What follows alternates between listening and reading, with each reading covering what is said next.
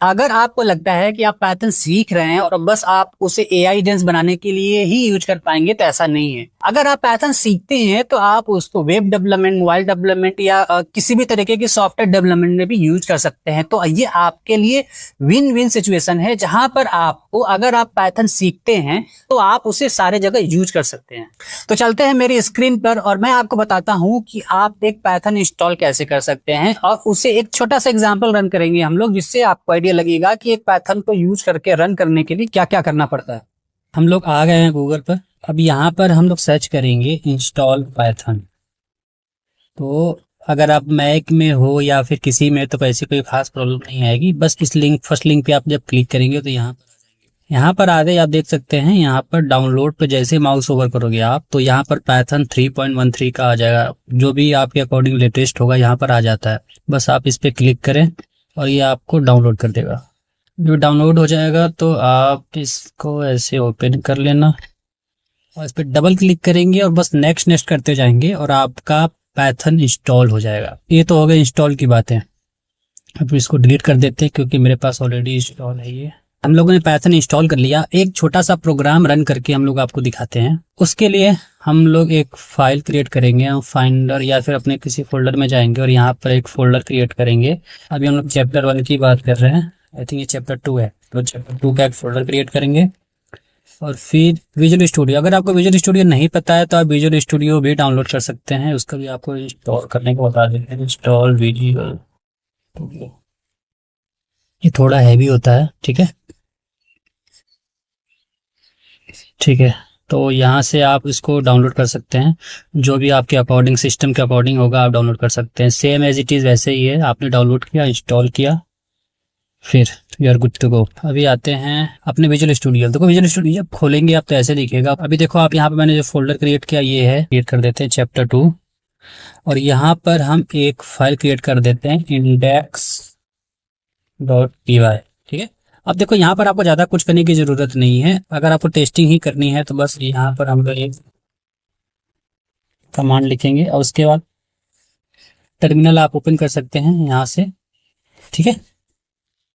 और यहाँ पर हम देखो, अगर आप विंडोज में हो तो आपको पाइथन ही लिखने की जरूरत है, बट अगर आप मैकबुक यूज कर रहे हैं तो आपको पाइथन 3 और इस फाइल का नाम, ठीक है, इंडेक्स। बट ये रन नहीं होगा क्योंकि ये अलग फोल्डर में है, तो मुझे फोल्डर में, चैप्टर 2 वाले फोल्डर में जाना पड़ेगा।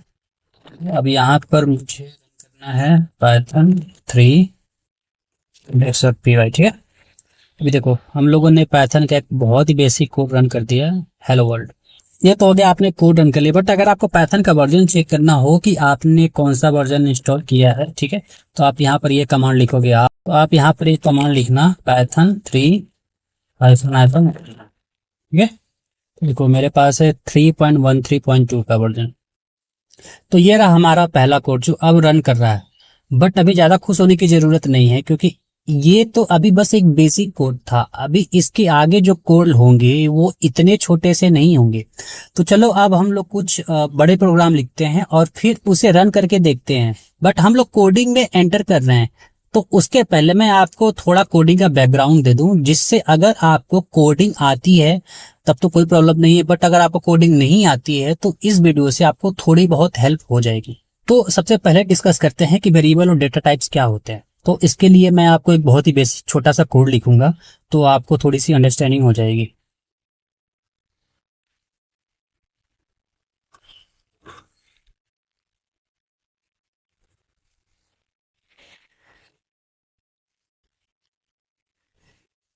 देखो मैंने एक वेरिएबल बनाया है टेम्परेचर, इसमें मैंने डाला है 25.5। अब देखो ये जो होता है 25.5, ये होता है डेसिमल। ये जो फाइल होती है टेम्परेचर, मैंने एक वेरिएबल बनाया है, उसके अंदर 25.5। तो जो पॉइंट वाली वैल्यू होती है उसे डेसिमल नंबर कहते हैं, ठीक है। अब इसको भी प्रिंट करा देंगे। वेरिएबल का यूज एक्चुअली होता है किसी भी डेटा को स्टोर करने के लिए, so you can use the same variable eight other places in coding. तो अगर हम यहाँ पर देखो टेम्परेचर में मैंने 2.5.25.5 मीटर स्टोर किया। अब इसको प्रिंट कराते हैं, सेम कमांड यूज करेंगे हम लोग python और देखो आपको यहाँ पे 25.5 वैल्यूएबल आ गया। ये वही वैल्यू है जो वैल्यू हम लोगों ने यहाँ पर एंटर किया था। आप ये देख रहे हो डेसिमल, इसके साथ साथ हम कुछ और वेरिएबल भी लेते हैं, ठीक है, जो कुछ स्ट्रिंग होंगी और आपको पता चलेगा कि स्ट्रिंग क्या होती है। ठीक है, सिटी हम डाल देते हैं दिल्ली,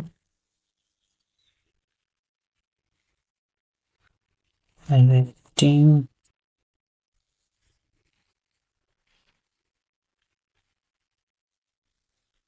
और एक बात और, देखो जब वेरिएबल आप डिफाइन कर रहे हो तो आप ऐसे नहीं कर सकते हो, ठीक है, उसमें कोई स्पेस नहीं होना चाहिए। अब देखो मैंने प्रिंट टेम्परेचर, अब इन सारे को हम प्रिंट करा देते हैं, ठीक है, सेंसर डेटा, ठीक है। तो अब देखो ये जो होता है सिंगल नोटेड कॉलम जो होता है उसे हम बोलते हैं, सॉरी, उसे हम बोलते हैं स्ट्रिंग, और ये बुलियन होता है, इसका दो ही फॉर्मेट होते हैं, या ट्रू होगा या फॉल्स होगा, ठीक है, और इसको हम लोग बोलते हैं लिस्ट या एरे बोल सकते हो आप, ठीक है। तो ये डेटा हो गया, ये हो गई चीज़ें। अब हम एक और फाइल क्रिएट कर लेंगे जहाँ पर मैं आपको बता दूंगा कि इफ एल्स कंडीशन की चीज़ें, कंडीशंस, ठीक है। और ऐसा नहीं कि आपको वहाँ पर इसका नाम, फाइल का नाम इंडेक्स ही होना चाहिए, कुछ भी लिख सकते हो, ठीक है। तो यहाँ पर हम आपको रियल वर्ल्ड एग्जांपल देते हैं, आपको एक इफ एल्स कंडीशन ज़्यादा क्लियर समझ में आ जाएगी। तो यहाँ पर हम बोलते हैं कि if temperature is greater than 18, ठीक है, तो यहाँ प्रिंट हो जाए turn on AC, else print turn off AC, ठीक है। तो यहाँ पर आपके अकॉर्डिंग क्या प्रिंट होना चाहिए, कोई नहीं, अगर आपको नहीं समझ में आ रही है तो हम एक बार इसे प्रिंट करा के देखते हैं, ठीक है। मैंने लिखा Python 3 और इस फाइल का नाम दिया मैंने conditions.py, ठीक है, और इसको स्पेलिंग, ठीक है। अभी देखो अगर टेम्परेचर इससे ज़्यादा है, 18 से ज़्यादा है, तो प्रिंट हो जाए turn on AC, otherwise turn off AC, ये मैंने प्रिंट कराया टर्न ऑन एसी, ठीक है। क्योंकि जो टेम्परेचर था ये वेरिएबल, ये देखो इसमें 20 है अभी, तो अगर हम यहाँ पर इसको ही कम कर देते हैं, बोलते हैं 60, तो अभी देखो क्या प्रिंट होगा, टर्न ऑफ एसी। अब ये इस एल्स वाले कंडीशन में आ गए, ठीक है। तो ये बहुत ही बेसिक सा है इफ एल्स कंडीशंस का। आई होप कि आपको समझ में आ गई होंगी। नेक्स्ट हम लोग बात कर लेते हैं कि फॉर लूप या फिर किसी भी तरीके का लूप, जो मोस्टली यूज होता है फॉर लूप होता है। यूज तो सारे ही होते हैं बट लोग ज़्यादातर फॉर लूप ही ज़्यादा यूज करते हैं। तो उसके लिए आपको हम एक और फाइल क्रिएट करेंगे loop.py, ठीक है। इसमें आपको फॉर लूप से रिलेटेड एक प्रॉब्लम सॉल्व करके दिखाएंगे, सो आपको थोड़ा सा आइडिया लग जाए। जो हमारा पहला डेटा था उसी को यूज कर लेते हैं, सेंसर रेटिंग, ठीक है। और यहाँ पर 3 डेटा देख लेते हैं, ठीक है, 3 4, ठीक है। तो अब हम इसको फॉर लूप के थ्रू प्रिंट कराएंगे, क्योंकि अभी आपने देखा होगा, एक और एग्जांपल देते हैं पहले थोड़ा सा आपको। ये टेम्परेचर जो है, ठीक है, मैंने इसको बोला टी, ठीक है, और इसको मैंने ऐसे प्रिंट करा दिया, तो आप देखो कि इसका ऐसा डेटा प्रिंट हो गया, सॉरी, ठीक है, ये देखो ये 20 प्रिंट हो गया। बट लेट सपोज मुझे इसे प्रिंट कराना हो, ठीक है, जो कि एक एरे है, तो देखो ये ऐसे प्रिंट होगा 2 3 4, बट मुझे क्या चाहिए कि 2 भी प्रिंट हो, एक बार में 2 हो, फिर 3 हो, फिर 4, ठीक है, 1 बाई 1 हो। उसके लिए हम इस पूरे पे एक लूप लगाएंगे, ठीक है। इसको हटा देते हैं, तो लूप लगाने का इसको प्रिंट कराएंगे, सॉरी, तो इसको लिए हम लूप क्रिएट करेंगे, ठीक है।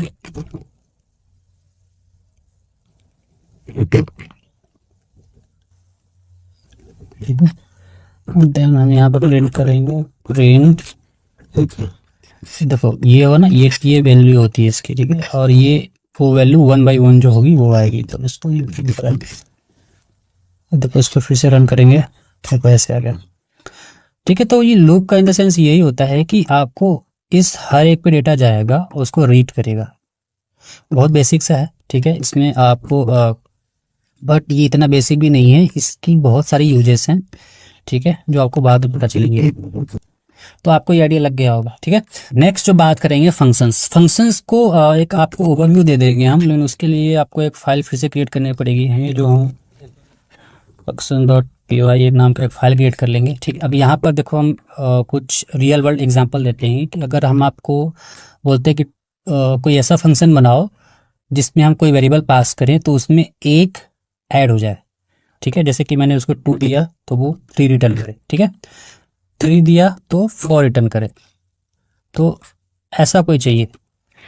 तो अब फंक्शन का यूज कहाँ होता है? देखो ये रीयूजेबल कंपोनेंट्स होते हैं, इन द सेंस कि आप इन्हें एक बार बना लिया, ठीक है, आप उसको कहीं भी यूज करो।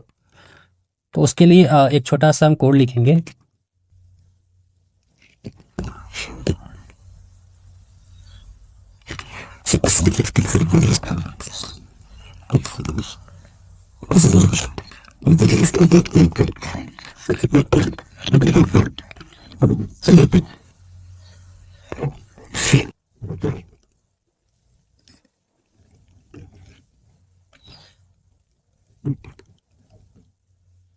ठीक है, देखो मैंने ऐड 1 लिखा, उसमें मैंने एक वेरिएबल एक पैरामीटर लिया टेम्परेचर, और टेम्परेचर जो भी आएगा उसका +1 करके रिटर्न कर देंगे, ठीक है। तो अब हम एक वेरिएबल क्रिएट करते हैं, इसको कॉल करेंगे हम, ठीक है। ऐड ऑन किया और इसमें मैंने डेटा पास किया, देखो मैंने इसको कॉल किया ऐसे, ठीक है। इसको ऐसे कॉल करना होता है, मैंने बोला यहाँ पे, ठीक है। और इसके वेरिएबल को हम एक वेरिएबल में स्टोर कर लेते हैं, फर्स्ट ऐड, ठीक है। और इस फर्स्ट ऐड को हम प्रिंट करा देंगे।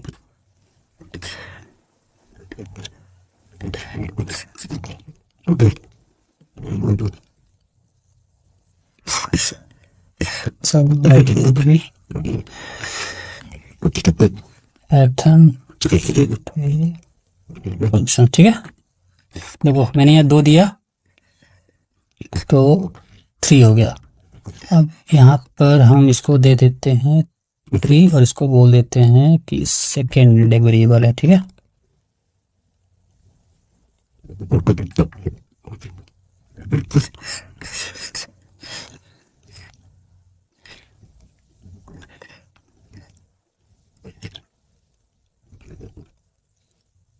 देखा, तो आपने देखा कि मैंने 2 दिया और यहाँ पर 3 हो गया। 3 हुआ कैसे? अब यहाँ पर जाओगे आप तो मैंने जो, अब देखो यहाँ पर 2 आ रहा है, इसमें ये 2 वैल्यू है, 2 वैल्यू आ रही है, मैंने यहाँ पर 2 पास किया, पैरामीटर 2 आया। फिर यहाँ पर जैसे आया यहाँ पर +1 कर दिया, फिर इसको रिटर्न करा दिया यहाँ से, ठीक है।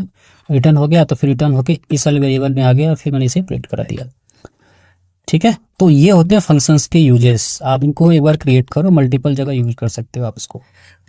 तो यहाँ पर हम लोगों ने अभी समझ लिया, इफ एल्स कंडीशंस को हमने क्लियर समझ लिया, लूप समझ लिया, ठीक है, और हमने फंक्शन समझ लिए। अब हम एक कोडिंग जो AI एजेंट्स बनाना है उसके लिए रेडी हैं। तो और अब जो हमारा नेक्स्ट चैप्टर होगा वो है NLP, जिस पे हम लोग अब नेक्स्ट चैप्टर में बात करेंगे। तब तक के लिए आप भी कुछ ऐसे छोटे छोटे प्रोग्राम बनाओ और उसे रन करो और थोड़ा सा प्रैक्टिस करो। आप मिलते हैं नेक्स्ट वीडियो में।